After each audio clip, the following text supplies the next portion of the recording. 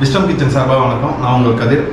இன்றைக்கி நம்ம என்ன பார்க்க போகிறோம்னா ஒரு ஆந்திரா ஸ்டைல் ஒரு பொரியல், வறுவல் இல்லைனா வதக்கல், ஸோ அந்த மாதிரி சொல்லலாம், தமிழில் சொல்லலை. உருளைக்கிழங்கு இருக்குது. ஸோ ஆளுக்கடை வேப்பிடு அப்படின்னா நான் என்னன்றதை சொல்லிட்டேன். ஸோ அது எப்படி ஆந்திரா ஸ்டைலில் பண்ணுறது, நல்லா கொஞ்சம் காரசாரமாக இருக்கும் ஆந்திரா ஸ்டைலில் பண்ணல. ஃபஸ்ட்டு அதை நம்ம ஃப்ரை பண்ணி எடுத்துக்கணும். ஃப்ரை பண்ணுறதுக்கு நான் ஒரு உருளைக்கிழங்கு நான் கட் பண்ணி எடுத்திருக்கேன், தோலை நீக்கிட்டு. ஸோ ரொம்ப இதாக இல்லை, கொஞ்சம் தின் ஸ்லைஸ், கொஞ்சம் திக். ஸோ மீடியமாக நான் கட் பண்ணியிருக்கேன், ஆயிலில் ஃப்ரை ஆகிற அளவுக்கு. ஸோ எல்லாம் ஒரே மாதிரி தான் இருக்கும். இது கட் பண்ணி எடுத்திருக்கேன். இதுக்கு மசாலாவுக்கு பார்த்தீங்கன்னா சால்ட்டு, வரமிளகாத்தூள், மல்லித்தூள், காஷ்மீரி மிளகாத்தூள், மஞ்சத்தூள் எடுத்திருக்கேன்.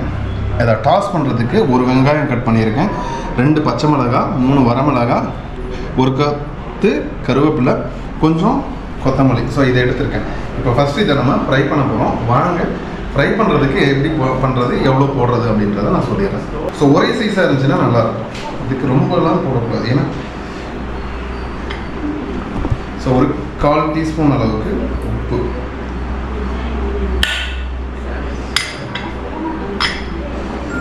ஒரு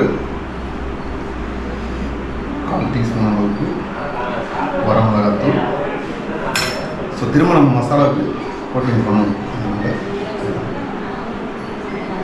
ஸோ இது வந்து ஒரு 1/2 டீஸ்பூன் காஷ்மீரி மிளகாத்தூள், ஒரு 1/4 டீஸ்பூன் வந்து பார்த்திங்கன்னா மஞ்சத்தூள், ஒரு பிஞ்ச், இதை விட கொஞ்சம் கம்மி. தனியா வந்து அதே ஒரு 1/4. எல்லாத்தையும் நம்ம மிக்ஸ் பண்ணணும். இப்போ ஸோ தண்ணி இது எல்லாமே இதிலேயே இருக்குது. ஜஸ்ட் நம்ம மிக்ஸ் பண்ணி எடுத்தால் போதும். இது மாதிரி இதே ஸ்டைலில் பார்த்திங்கன்னா ஆட்டிக்காய் வேப்பிடுன்னு சொல்லுவாங்க, அதாவது வாழைக்காய். இதே மாதிரி பண்ணி அதை டைரெக்டாகவும் அப்படியே ஃப்ரை பண்ணோன்னா சாப்பிட்டா வாழைக்காய் வந்து அவ்வளோ சூப்பராக இருக்கும். நம்ம முந்திருக்கோம் வாழைக்காயை. ஸோ இவ்வளோ தான். ஸோ இது நம்ம இப்போ ஆயிலில் ஃப்ரை பண்ணி எடுக்க போகிறோம். ஸோ ஆயில் சூடாகிடுச்சு. ஓகே, ஆயில் நல்லா கரெக்டான சூட்டில் இருக்குது.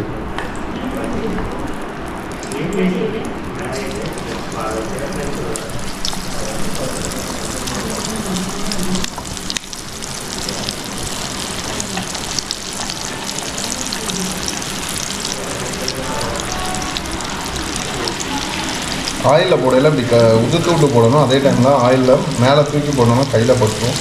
இந்த மாதிரிலாம் இல்லாமல்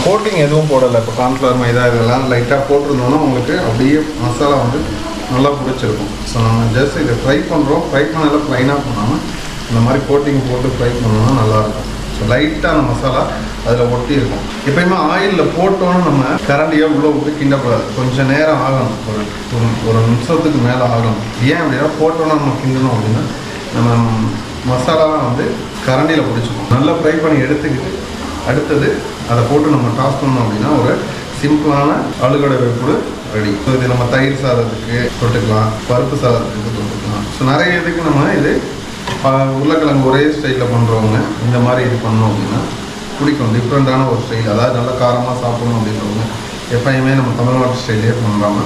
இந்த மாதிரி ஒரு ஆந்திரா ஸ்டைலில் பண்ணோம் அப்படின்னா நல்லாயிருக்கும். நல்லா ஃப்ரை ஆகிடுச்சு, நல்லா சிப்ஸ் மாதிரி நல்லா ஒப்பி வருது. எல்லாம் ஒரே சைஸாக கட் பண்ணியிருக்கோம். நல்லா ஃப்ரை ஆகி அதை ரொம்ப எப்படி சொல்ல, ரொம்ப கிறிஸ்பியாக இதாகும். நம்ம எப்பயுமே அந்த நுரை அடங்குச்சுனாவே நம்ம வெந்துருச்சு, ஃப்ரை ஆகிடுச்சு அப்படின்னு இருக்கும்.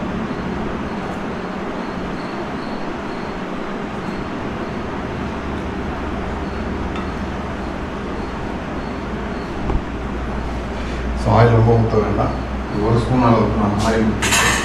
ஸோ இப்போ ஃப்ரை பண்ண போகிறோம். நம்ம ஆல்ரெடி எல்லாமே கட் பண்ணி வச்சுருக்கோம். கடுகு ஒரு 1/4 டீஸ்பூனுக்கு கடுகு நல்லா பொரியுது. எப்பயுமே கடுகு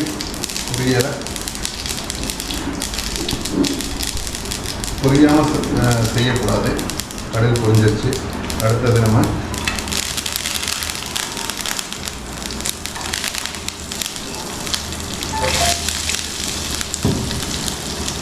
ஸோ கருவேப்பிலை, வரமிளகா, பச்சை மிளகாய் எல்லாமே போட்டுட்டு வெங்காயத்தை நல்லா தனித்தனியாக வரணும், உடஞ்சி பிரிஞ்சு வரணும்.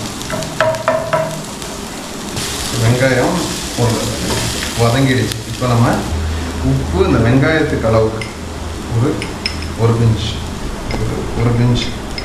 பிஞ்சுனா நம்ம இப்படி எடுத்து போடுறது தான் எல்லாமே. ஒரு பிஞ்சு இது ஒரு பிஞ்சுக்கும் கம்மி. ஸோ இதை ஒரு மிக்ஸ் பண்ணணும்.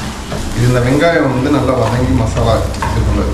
சப்போஸ் இப்போ நமக்கு காரம் வேணும் அப்படின்னா நம்ம இன்னும் மிளகாத்தூள் அதிகமாக சேர்த்துக்கலாம். ஆந்திராவை பொறுத்த வரைக்கும் உங்களுக்கே தெரியும், ஆந்திரா அப்படின்னாலே மிளகா தான் அதிகமாக இருக்கும், காரம் எதுவும். இப்போ இதை நம்ம இதில் போட்டுருவோம். ஸோ இது எல்லாத்தையும் நம்ம மிக்ஸ் பண்ணி அதை சேர்ந்து ஒரே இதாக நம்ம சாப்பிடையில பார்த்தீங்கன்னா நல்ல ஒரு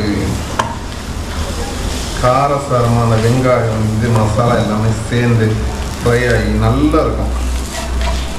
ஸோ நல்லா மிக்ஸ் பண்ணிடுவோம்.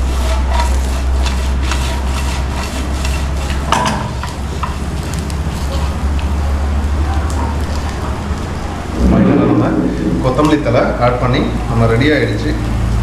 ஸோ உப்பு மட்டும் நம்ம செக் பண்ணிவிட்டு போட்டுருவோம்.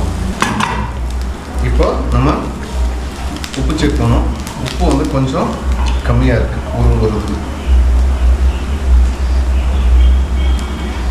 ஒரு பிஞ்ச் அளவுக்கு உப்பு மட்டும் போடுவோம்.